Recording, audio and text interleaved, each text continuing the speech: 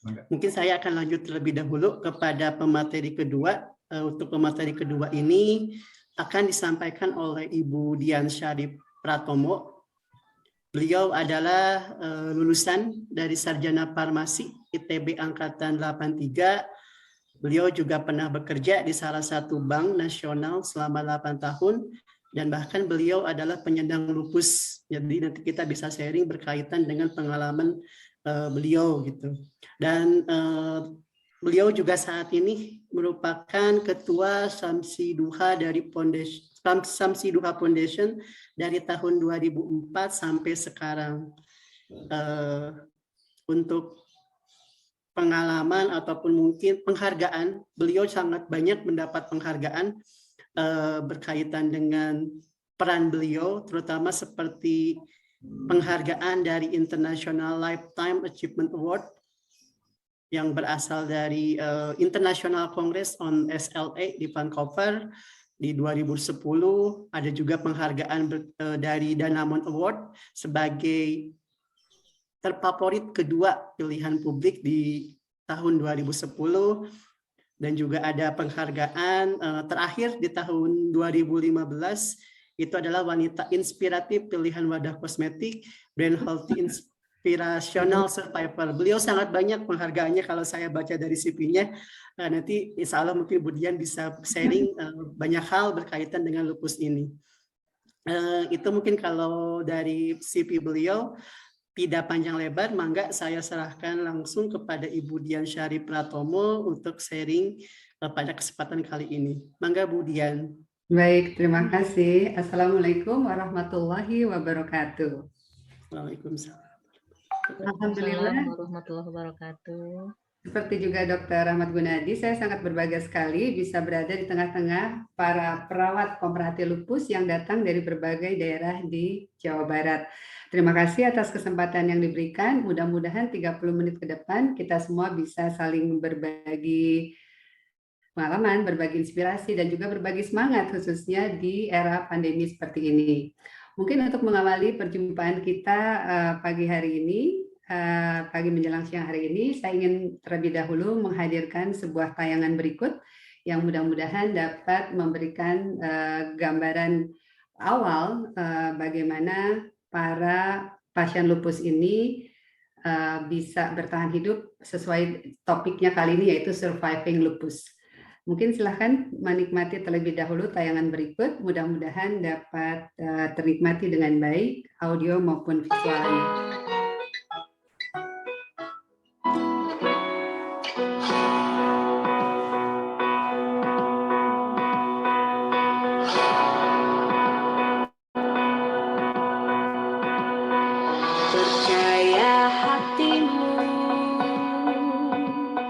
Kuatkan dirimu, tak pernah menyerah, berani melangkah, percaya tangismu dan perjuanganmu akan jadi kisah terbaik di hidupmu. Tak akan terjatuh, bangkitlah dan tersenyumlah. Kita terus maju. Yakini diriku, yakini dirimu, semesta akan bantu merakit mimpiku, merakit mimpimu. Menataplah seperti peluru.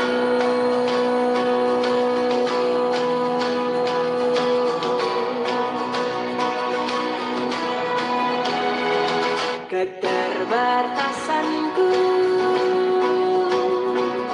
jadi kelebihanku, jadi kekuatanku, keistimewaanku. Tak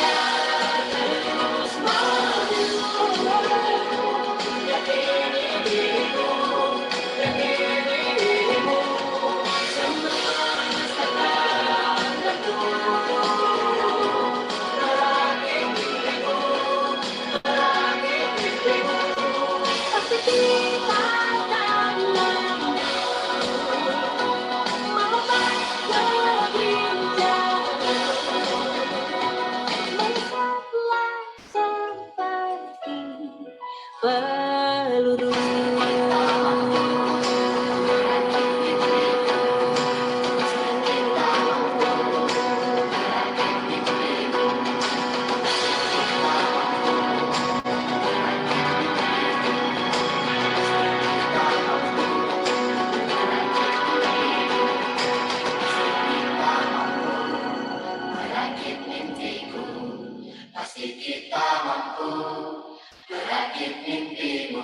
Baik, mudah-mudahan tayangannya bisa ternikmati dengan baik, baik audio maupun visualnya di tempat Bapak Ibu sekalian berada. Pagi ini saya sebagai wakil pasien mungkin juga ingin memberikan semangat kepada Bapak Ibu para perawat pemerhati lupus untuk juga tetap bahagia dalam kondisi apapun. Dalam situasi pandemi seperti ini, saya juga sebagai pasien turut mendoakan bagi keselamatan para dokter maupun para perawat yang telah sangat berjasa merawat para pasiennya dan berusaha menyelamatkan jiwanya. Bapak Ibu sekalian, pagi ini saya mungkin sedikit berbagi tentang pengalaman saya sebagai seorang survivor untuk lupus. Saya sendiri tadi mencoba menayangkan video tadi, gambar yang pertama muncul itu adalah ketika saya hospital visit mengunjungi sahabat saya, seorang penyandang lupus dari Majalengka yang kini sudah tiada. Kemudian juga tadi sempat ada foto para penyandang lupus kecil ya, cilik, odapu cilik yang juga sudah tiada. Tentu saja kepergian mereka selalu menimbulkan kesedihan bagi kami sebagai sesama sahabat seperjuangan. Namun kemudian penyikapannya adalah kami bertekad untuk meneruskan perjuangan mereka dengan berusaha membuat yang terbaik agar dapat menyelamatkan lebih banyak jiwa atau juga meningkatkan kualitas hidup mereka. Nah, Bapak Ibu sekalian, pagi ini mungkin saya hanya berbagi dengan 3 poin. Yang pertama, pendekatan apa yang diambil oleh Samsudya Foundation atau SDF untuk bisa survive sebagai penyandang lupus. Kemudian yang kedua, upaya-upaya apa yang dilakukan dengan sebuah tema yaitu Care for Lupus, Your Caring Saves Lives. Jadi apa yang Bapak Ibu lakukan pagi ini, memberikan kepedulian, itu sesungguhnya juga akan menyelamatkan banyak jiwa. Karena kami percaya kepedulian adalah sebuah kata kunci, baik dari pasiennya sendiri, dokter yang merawat, perawat yang juga membantu merawat, itu akan sangat berperan dan akan sangat membantu bagi para pasien ini untuk tetap bisa bertahan hidup. Kemudian yang terakhir tentu saja saya juga akan berbagi tentang apa yang terjadi saat pandemi seperti ini untuk kami para pasien lupus bisa tetap bertahan hidup atau survive. Nah, mungkin awalnya saya akan perkenalkan dulu kenapa kami memilih pendekatan bersahabat dengan lupus, bersahabat dengan penyakit. Padahal biasanya jargon yang umum di kalangan masyarakat adalah penyakit itu adalah musuh, sehingga kita harus melawan penyakit. Bapak Ibu sekalian, pengalaman 20 tahun sebagai survivor lupus mengajarkan pada saya bahwa kalau pendekatannya itu adalah melawan, itu kita akan kehabisan energi, kita akan kehilangan semangat, kita akan mudahnya menjadi putus asa. Karena lupus atau sistemik lupus erythematosus ini memang adalah sebuah penyakit autoimun kronis yang bisa menyerang berbagai organ dan sistem, dan juga efek samping yang juga bisa timbul dari terapi yang dilakukan jangka panjang. Nah ini kalau pendekatannya menganggap lupus ini musuh dan kita terus-terusan melawan, tiap hari melawan, berperang dengan diri sendiri, itu ujung-ujungnya tidak cukup tenaga energi untuk bisa bertahan. Sehingga 2010 waktu itu kami mengikuti International Lupus Congress di Vancouver, Kanada. Kami membawakan sebuah abstrak dan dituangkan dalam bentuk poster presentation berjudul How to Make Friends with Your Enemy. Jadi pendekatan yang dilakukan adalah bagaimana bersahabat dengan musuh kita. Nah ini implementasinya adalah sebenarnya kita berstrategi. Ya kita memang tidak suka sama musuh kita, tapi kita tidak punya pilihan karena musuh itu ada dalam tubuh kita, penyakit itu ada dalam tubuh kita sendiri. Nah, jadi untuk itu kita harus bisa berstrategi. Be a smart patient, jadi pasien yang cerdas. Bagaimana supaya walaupun tidak bisa berpisah dengan musuh ini, tapi kita tetap bisa tanda petik bersahabat. Pendekatan yang kami ambil tidak hanya sekedar berdamai, tapi hingga bersahabat, yaitu sampai tahap acceptance ya. Mungkin Bapak Ibu sekalian sudah aware dengan 5 tahap yang biasanya dialami secara psikologis oleh para pasien penyakit apapun ya. Nah, terutama yang kronis. Nah, ini termasuk di dalamnya lupus. Yaitu tahap pertama biasanya memang denial, tidak mau menerima kenyataan ketika dokter memberikan diagnosa. Nah, tapi di Samsudin Foundation kami juga berusaha memperkenalkan istilah-istilah yang lebih positif, ya tidak negatif. Banyak pasien selalu bilang bahwa saya divonis dokter.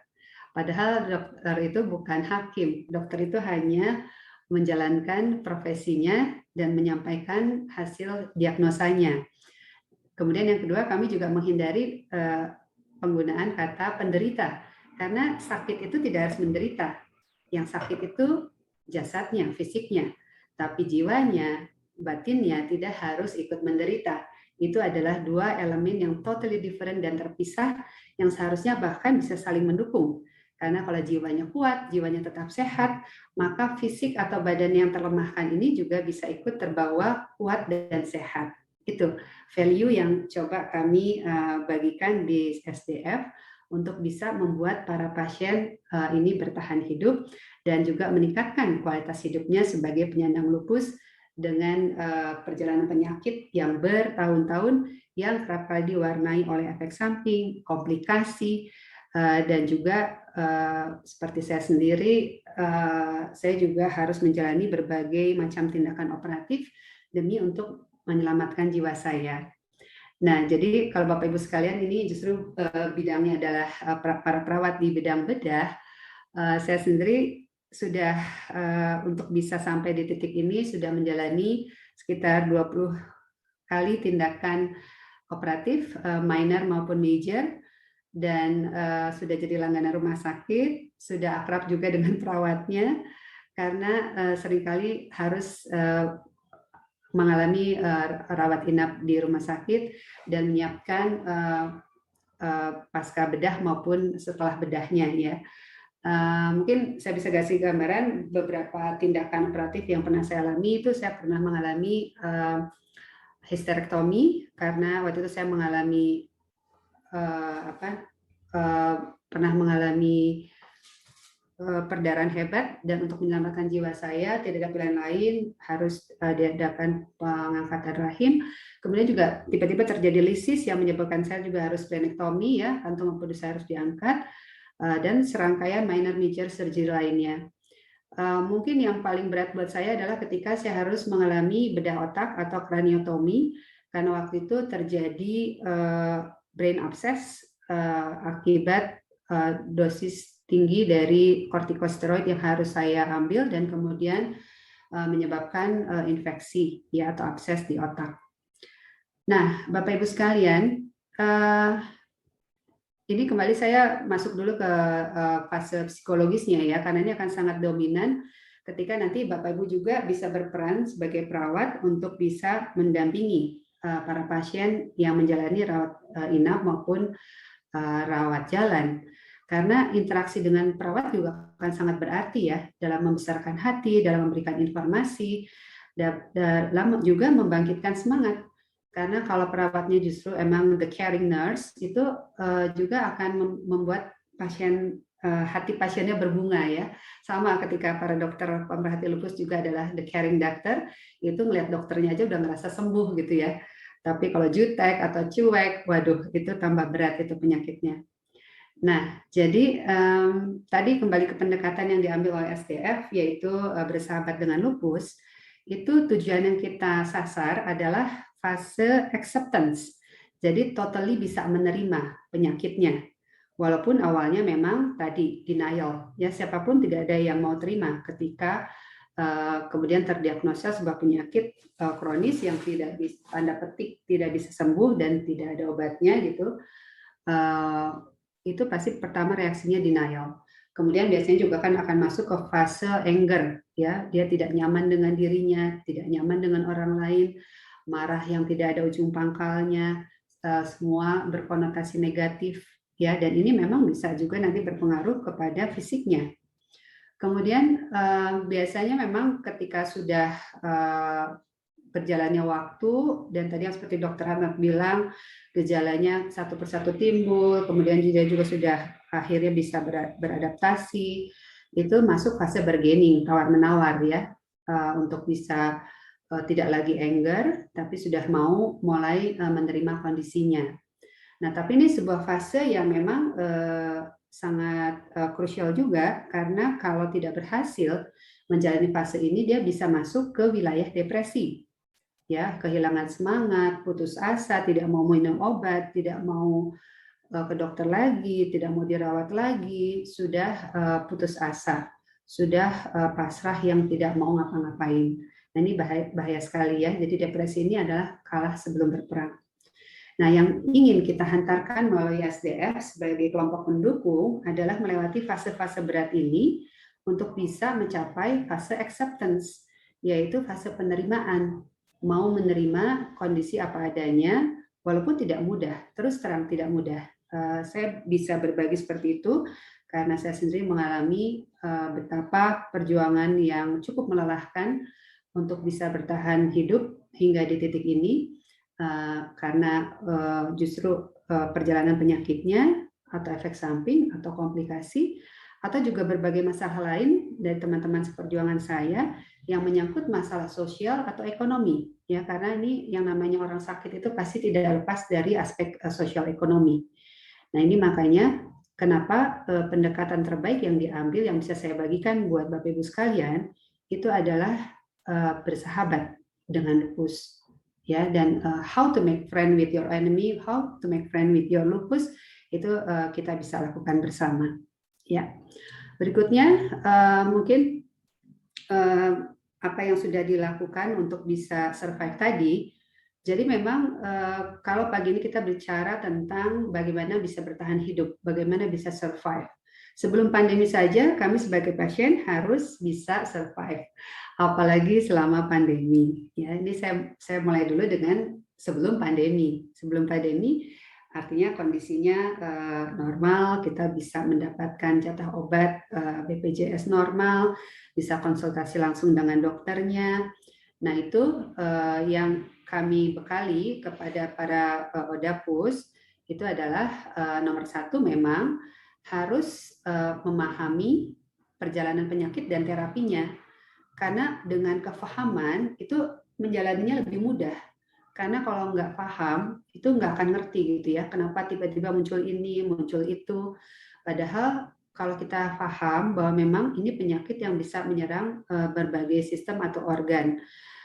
Saya sendiri diawali dengan kelainan darah, kemudian juga ke paru-paru, kemudian juga ke sendi, dan yang terakhir juga memang ada autoimun jenis lain yang juga ternyata ada dalam diri saya ini. Nah, tapi dengan tadi kalau sudah bisa acceptance, kemudian paham perjalanan penyakitnya memang akan seperti itu menjalaninya bisa lebih mudah, ya. Saya nggak bilang mudah semudah-mudahnya, tapi relatif kayak sekarang lah, kalau kita divaksin kan bilangnya tidak akan seberat kalau kita tidak divaksin. Nah, mungkin seperti itu, ya. Jadi artinya akan relatif lebih mudah menjalaninya kalau kita bisa memahami penyakit dan juga terapi yang dilakukan. Nah, di sini perawat juga akan sangat bisa memegang peranan kunci ya, ketika harus menjelaskan obat kepada pasien yang dirawat atau yang rawat jalan ya, sehingga ngerti bahwa ini obat untuk apa. Pasien tidak hanya sekedar tahu itu obat yang kecil-kecil, yang kuning-kuning, yang pahit-pahit, tapi udah tahu ini nama obatnya apa dan itu gunanya untuk apa. Sehingga kalau tadi di awal dibilang bahwa para perawat juga berharap pasiennya itu patuh pada pengobatan, ya memang harus diberikan kepahaman bahwa ini obatnya tuh untuk apa, harus dimakan sesuai aturan, tidak boleh semaunya, tidak boleh dihentikan sendiri, tidak boleh ditambah sendiri ya, karena memang kadang-kadang ada juga pasien yang terus super kreatif ya, nambah-nambahin sendiri obatnya. Nah ini dalam hal ini memang untuk bisa bersahabat dengan lupus ini, proses nomor satu ini harus dijalani. Jadi memahami perjalanan penyakit dan juga terapinya. Kemudian yang kedua, yang tak kalah penting itu adalah terjalinnya komunikasi yang efektif antara dokter dengan pasien dan juga perawat. Artinya memang yang saya maksud dengan komunikasi efektif ini, walaupun dengan keterbatasan waktu yang ada di ruang rawat, di di klinik, itu kualitas komunikasinya memang harus yang efektif. Nah, di SDF sendiri kepada para anggota kita, para pasiennya, itu memang sudah dianjurkan sebelum konsultasi itu dari rumah sudah bikin catatan, ya, apa yang mau dilaporkan pada dokter, apa yang mau ditanyakan, dan semuanya jangan melebar kemana-mana, jangan sampai nanti terlalu banyak keluhan, tapi kemudian waktu habis, yang pentingnya tidak terjawab, obat yang juga harus mau ditanyakan juga tidak lupa ditanyakan, ya.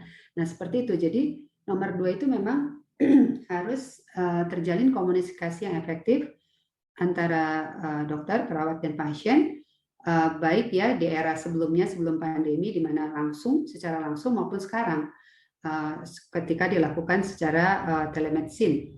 Dan SDF sendiri akhirnya juga menginisiasi untuk membuat sebuah aplikasi namanya Lupi Diary. Ini adalah sebuah aplikasi yang dapat diunduh di Play Store atau di Google Play atau App Store, ya.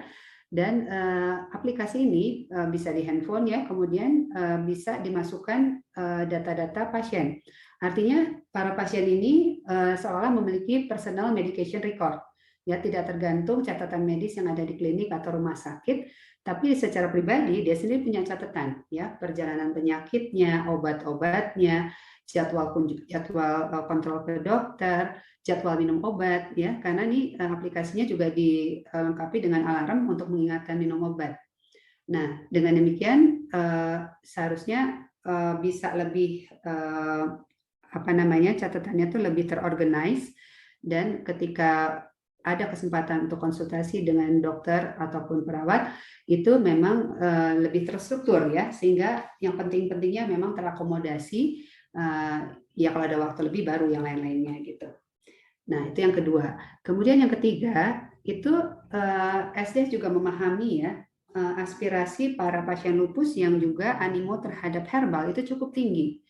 Nah tapi dalam hal ini kita justru mencoba mengingatkan bahwa kalaupun memilih menjalani alternatif pengobatan di luar medis, itu harus sangat-sangat selektif, ya, sangat-sangat selektif, sangat-sangat rasional, sangat-sangat ada dasarnya. Nah, sehingga tidak sembarangan begitu herbal diminum atau begitu ada katanya bagus terus diminum, tidak. Tapi harus benar-benar mengetahui kandungan atau isi dari herbal yang dikonsumsi, khasiat maupun juga efek sampingnya. Nah, untuk itu SDF sendiri akhirnya menginisiasi sebuah penelitian yang berujung pada uji klinis dan preklinis yang dilakukan sejak 2014 dan berujung pada 2018, menghasilkan sebuah suplemen untuk lupus yang memang sudah diuji secara preklinis dan klinis. Jadi sudah teruji kandungan, khasiat, dan keamanannya. Nah, baru ini yang boleh kemudian dikonsumsi. Kalaupun belum sampai ke tahap ini, tapi minimal para odapus ini tahu persis, ya, yang akan dikonsumsi itu isinya apa, khasiat untuk apa, dan tadi, kalaupun memang ada kontraindikasi, karena kan seperti kita ketahui bahwa odapus ini kan imunitasnya sudah berlebihan. Padahal herbal itu kebanyakan justru imunostimulan, meningkatkan imunitas. Nah, seringkali mereka terjebak pada penawaran-penawaran yang mengatakan bahwa ini akan memperbaiki kondisi. Padahal ternyata itu kandungannya adalah imunostimulan yang justru akan memperburuk kondisinya karena kemudian lupus jadi lebih aktif, gitu ya. Nah, ini diharapkan peran dari para perawat juga yang bergerak di lapangan untuk juga mengingatkan kepada para pasien untuk berhati-hati menggunakan herbal, selektif dalam memilah dan memilihnya. Kemudian yang berikutnya, yang keempat, itu yang juga kami lakukan di SDF untuk bisa kemudian juga survive bersahabat dengan penyakit ini, itu juga melakukan gerakan yang namanya anti mager, ya, anti malas gerak. Maksudnya begini, memang kecenderungannya pasien kalau sudah sakit, kemudian yang terasa terlemahkan, kemudian tapi nanti kalau sudah terperbaiki pun itu terbawa, ya. Jadi antara lemas sama males itu campur aduk. Nah, makanya di SDF kami akhirnya di SDF kami akhirnya juga menginisiasi untuk membuat senam lupus. Senam lupus ini gerakannya intinya adalah untuk pernafasan dan peregangan. Kami buat ini juga dengan Fakultas Kedokteran Olahraga untuk bisa dilakukan sendiri oleh Odapus di rumahnya masing-masing.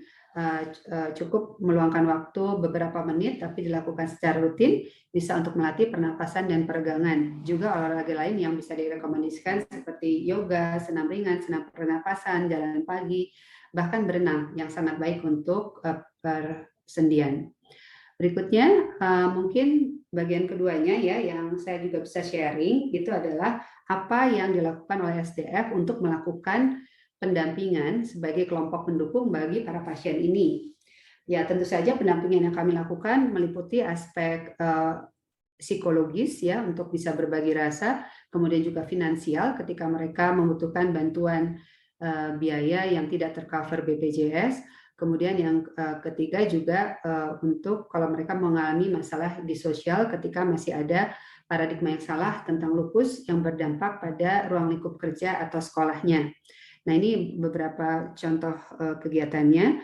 Bahkan kami juga pernah melakukan bedah rumah ya bagi seorang Odapus yang rumahnya diupayakan untuk bisa lupus friendly. Artinya klosetnya bukan kloset jongkok tapi kloset duduk. Kemudian juga rumahnya tuh bisa dilawati dengan kursi roda karena dia harus hidup dengan kursi roda dan sebagainya. Berikutnya setelah pendampingan tentu saja yang juga dilakukan oleh SDF adalah edukasi bagi pasien maupun bagi para tenaga medis. Tenaga medis di sini biasanya untuk para dokter, puskesmas, dokter umum yang kemudian diberikan pembekalan oleh dokter spesialis. Yang tentu saja sesi-sesi seperti ini juga bisa diikuti oleh para perawat untuk menambah wawasan dan pengetahuan mereka. Yang ketiga, kemudian tentu saja adalah advokasi. Advokasi yang kami lakukan kepada pemerintah. Sebelum adanya BPJS, itu ketika skema penjaminannya masih berubah-berubah ya, dulu Jamkesmas, kemudian Gakin, segala macam itu kami terus berjuang audiensi ke Menkes RI untuk bisa mendapatkan jalur obat murah bagi lupus. Nah, advokasi yang kami lakukan kegiatannya berupa audiensi Menkes ya, setiap kali Menkes ganti kami audiensi lagi RDPU dengan DPR RI, kemudian juga melakukan voting ya untuk mendapatkan dukungan bagi jalur obat murah lupus dan akhirnya obat-obatnya juga bisa masuk ke skema BPJS. Yang keempat, tentu saja kami juga melakukan sosialisasi. Berbeda sekali ketika sekitar 20 tahun yang lalu saya terdiagnosa lupus, tuh lupus sangat-sangat belum dikenal oleh masyarakat. Tapi alhamdulillah saat ini orang sudah mulai aware dan itu kami lakukan dengan melakukan sosialisasi setiap kali ada Hari Lupus Sedunia atau World Lupus Day di Bandung, Jakarta dan sekitarnya. Kemudian di samping itu yang tak lupa kami lakukan adalah penelitian. Ya, di SDF juga berlangsung berbagai penelitian bagi skripsi tugas akhir S1 atau tesis S2, S3, spesialis yang ingin meneliti tentang topik lupus ini. Bahkan di kami pun sempat ada dari keperawatan ya yang melakukan penelitian untuk lupus ini yang menyangkut memang aspek keperawatan. Berikutnya setelah penelitian tentu saja kami juga tidak lupa menjadi bagian dari komunitas internasional karena sangat penting untuk juga bisa mengupdate informasi dari berbagai belahan dunia dan juga berbagi pengalaman bagaimana mereka bisa bertahan dan survive sebagai penyandang lupus.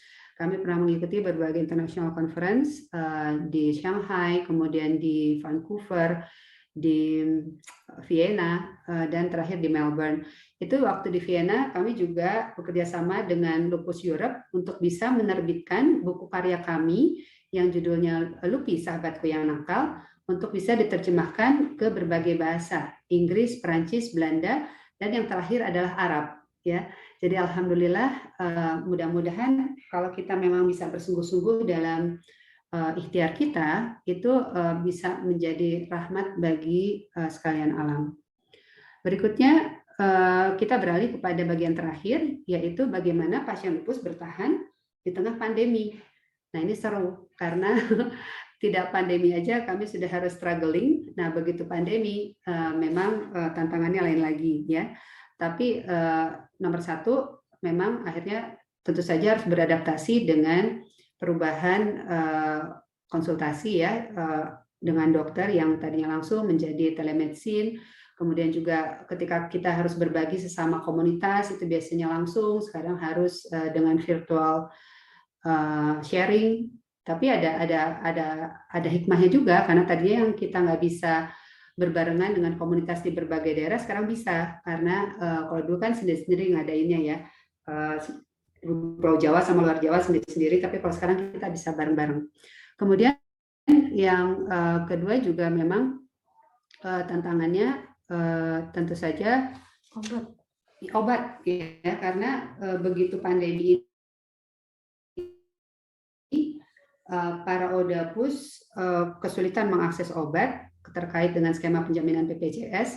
Akibatnya kami sebagai support group memang harus memberikan bantuan obat agar mereka tetap, kemudian mereka tidak mampu membeli obatnya sendiri, itu tentu saja yang terjadi bisa putus obat. Nah, kami dalam hal ini bergerak di tengah pandemi ini mencoba memberikan bantuan semampu kami agar mereka tetap bisa berobat, mencarikan jalannya juga ke farmasi, obat-obat apa yang masih bisa diakses, tentu saja kalau mereka tidak mendapatkan itu dari jatah BPJS. Nah, yang terakhir, tentu saja memang imunitas menjadi kata yang sangat populer akhir-akhir ini di pandemi.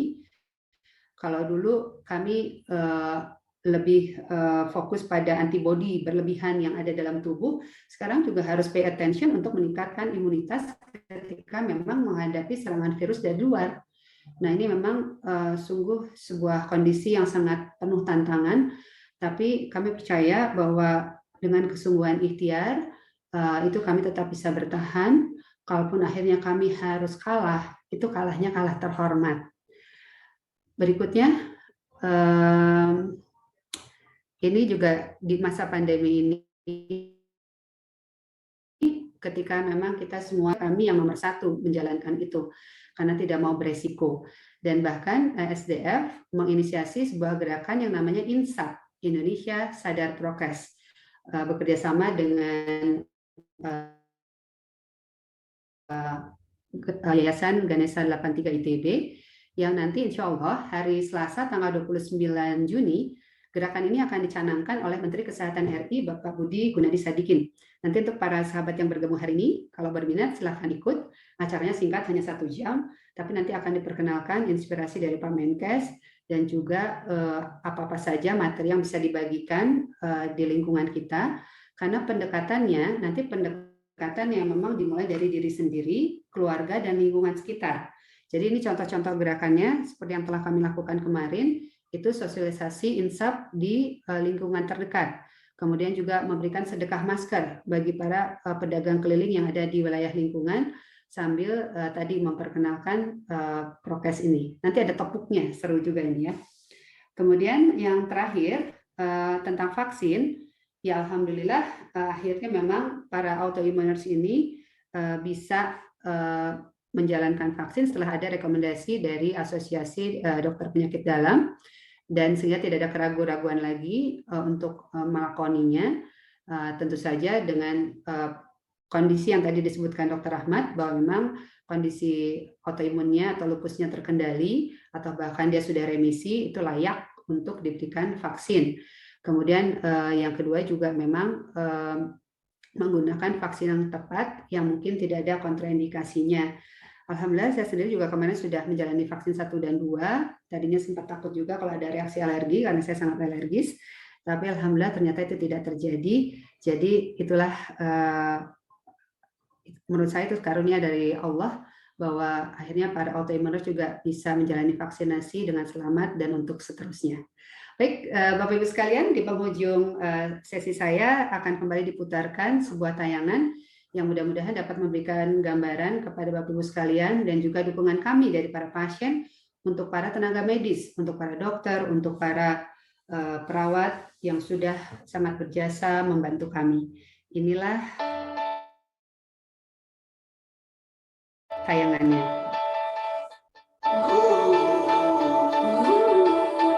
Apa kabarmu?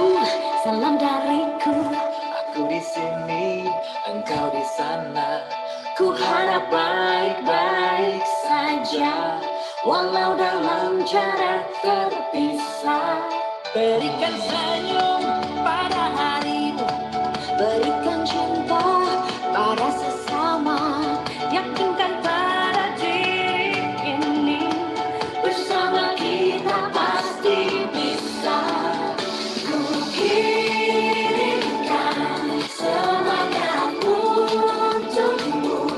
Bersama-sama kita mampu lewati semua ini. Matahari menyinari, Tuhan pun merestui. Kamu dan aku pasti bisa lalui semua.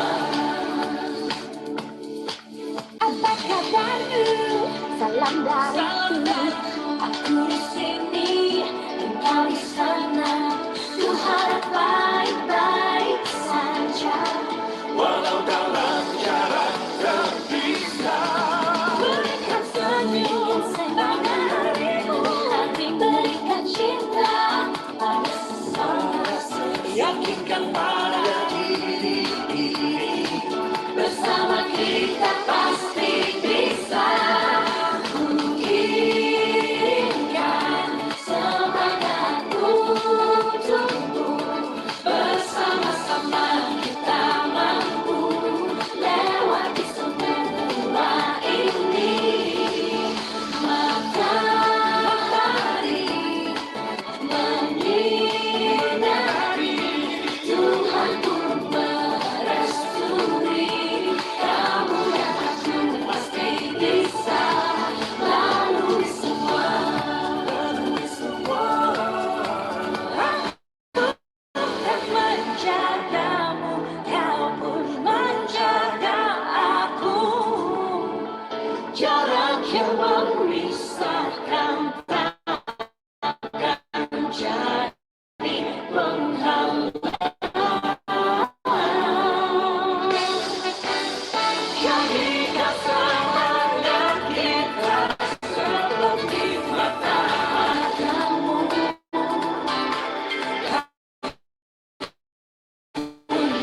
Jagaku, ku kirimkan semangat untukmu. Bersama-sama kita mampu lewati semua ini. Matahari menyinari, Tuhan pun merestui. Kamu dan aku pasti bisa. Kirimkan semangat untukmu. Bersama-sama kita mampu lewati semua ini. Matahari menyinari, Tuhan pun merestui. Kamu dan aku pasti bisa lalui semua. Mencuci tangan, memakai masker, dan menjaga jarak, hari ini kita lakukan dengan tepuk 3M. Are you ready? Yes. Tepuk 3M.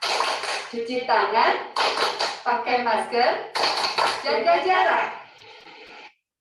Demikian tanda cinta yang kami berikan kepada para perawat pemerhati lupus yang bergabung pagi hari ini dimanapun berada. Terimalah tanda simpati, tanda cinta kami para pasien lupus yang juga tahun lalu mengupayakan APD ketika terjadi kelangkaan APD untuk para tenaga medis, disertai doa dan harapan. Mudah-mudahan kita semua selalu berada dalam lindungan, penjagaan dan pemeliharaan yang Maha Kuasa. Mudah-mudahan kita semua bisa tetap bersinergi dalam kebaikan dan bermanfaat bagi Tuhan sesama, bermakna dalam kehidupan ini. Wassalamualaikum warahmatullahi wabarakatuh. Waalaikumsalam warahmatullahi wabarakatuh. Terima kasih Bu Dian Sarip. Sharingnya sangat menginspirasi, terutama tadi kegiatan Samsi Duha yang begitu banyak. Walaupun kita sedang sakit, tapi kita masih bisa berkreasi, Bu. Oke, terima kasih Bu Dian. Selanjutnya kita akan masuk kepada sesi diskusi. Pertanyaannya dari Green Mika, dari Stick Immanuel Bandung. Beliau bertanya, apa langkah-langkah yang harus dilakukan jika seseorang terdiagnosa SLE? Apakah tersedia pengobatan secara alami atau tersedia pengobatan untuk mengobati penyakit kronis ini? Gitu. Mungkin mirip juga dengan pertanyaan kedua, Bu, nanti bisa dilanjutkan juga. Terima kasih, Bu. Ya, tentu saja begitu ada gejala atau keluhan, langkah pertama adalah konsultasi ke dokter yang tepat, ke dokter pemerhati lupus ya. Jadi artinya kalau memang ini tempat tinggalnya di Bandung kan banyak DPL di Bandung dari multidisiplin tadi reumatologi, hematologi. Nah, itu yang bisa membantu untuk menegakkan diagnosanya dulu. Setelah diagnosnya tegak, tentu saja pasti akan keluar rekomendasi untuk terapinya. Jadi memang yang dianjurkan adalah terapi secara medis. Kalaupun nanti setelah berjalan mau ada adjuvan atau komplement atau suplemen itu nanti ya setelah kondisinya yang terkendali dulu dengan obat-obatan medis yang memang direkomendasikan oleh dokter yang merawat. Jadi pertama kali justru konsultasi ke dokter yang tepat, dalam hal ini memang kalau untuk diagnosa lupus dokter penyakit dalam dan juga dengan yang subspesialis reumatologi, hematologi dan yang lainnya. Mungkin begitu. Oke, terima kasih Bu Dian, dan mungkin lanjut ke pertanyaan kedua dari Astri Wahyu Lestari. Pertanyaannya tadi hampir mirip juga dengan yang sebelumnya, tapi ada pertanyaan, apakah boleh penderita lupus terkena sinar matahari pagi? Itu yang pertama. Terus yang kedua, apakah ada ramuan atau obat tradisional untuk penderita lupus? Ya. Itu Bu, enggak Bu? Ya, jadi untuk yang pertama tentang paparan sinar matahari memang tergantung hipersensitivitas daripada pasiennya, karena ada yang sangat hipersensitif sehingga memang tidak bisa terpapar matahari langsung, ada yang juga tidak terlalu sensitif sehingga bisa seperti saya memang masih bisa ya, walaupun memang harus mengatur jamnya itu, karena apalagi sekarang di era pandemi ini kan kita dianjurkan juga untuk berjemur ya.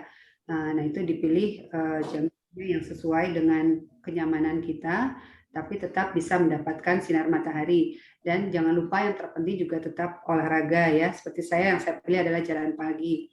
Kemudian yang kedua, tadi mengenai herbal, seperti yang saya bilang tadi, itu harus sangat selektif ya memilih herbal yang digunakan, harus tahu pasti kandungannya apa, khasiatnya apa, dan memang utamanya yang memang sudah ada penelitiannya ya, seperti yang tadi saya tampilkan di sesi saya itu memang udah ada uji klinis maupun preklinisnya.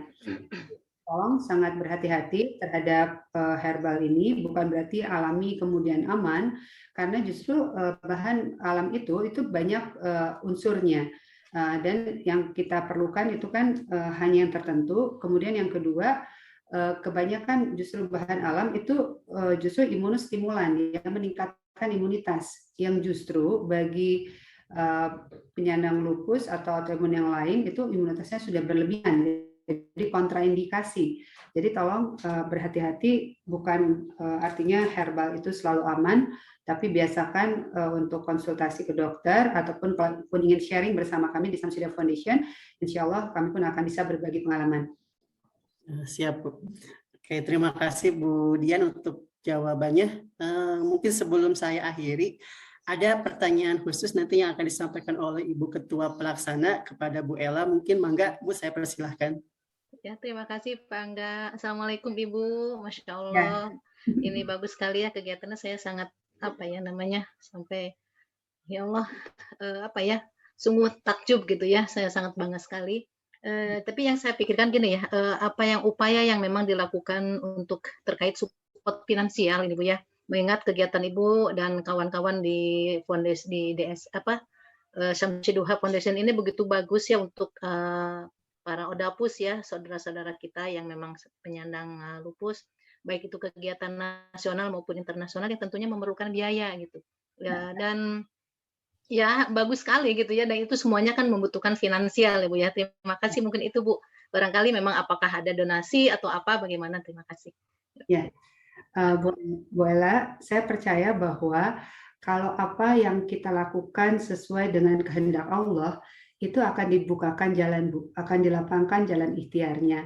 Memang sejak awal pergerakannya SDF di lapangan 2004 itu tentu saja kami sebagai yayasan sosial, kami harus mengupayakan bagaimana caranya bisa mendapatkan support finansial.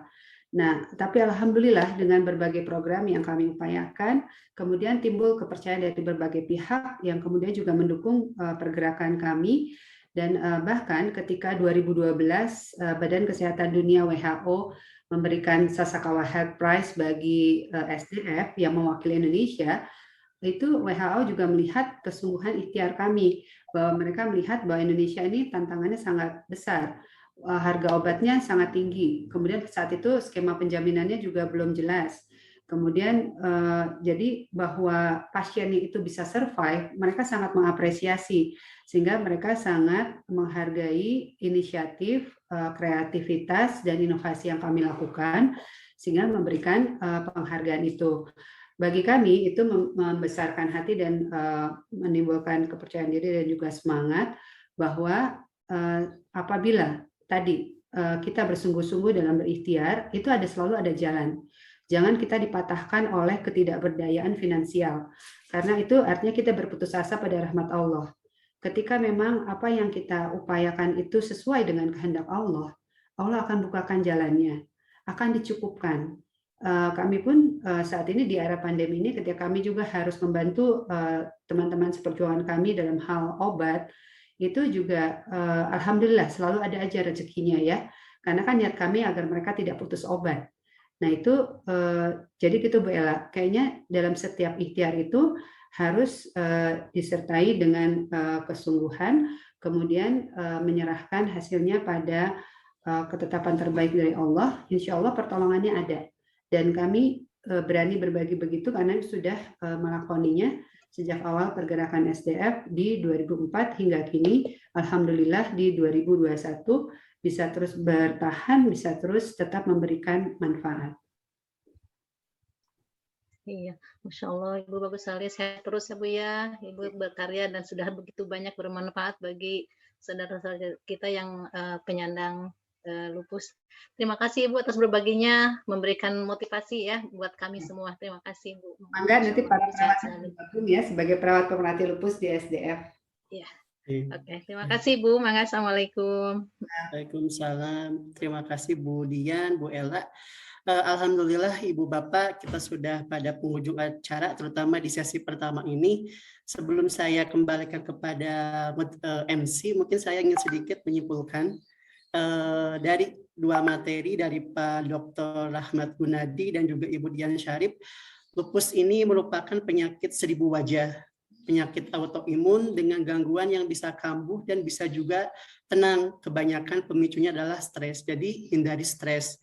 Odapus dalam masa COVID-19 ini tetap dapat survive sebab ada upaya-upaya yang telah dilakukan untuk tetap dapat bertahan dan hidup bahagia di masa pandemi ini. Dan peran pesan bagi perawat, marilah kita bersahabat dengan lupus dengan memahami dan mengenal apa itu lupus serta bagaimana penanganannya. Care for lupus, your caring save lives.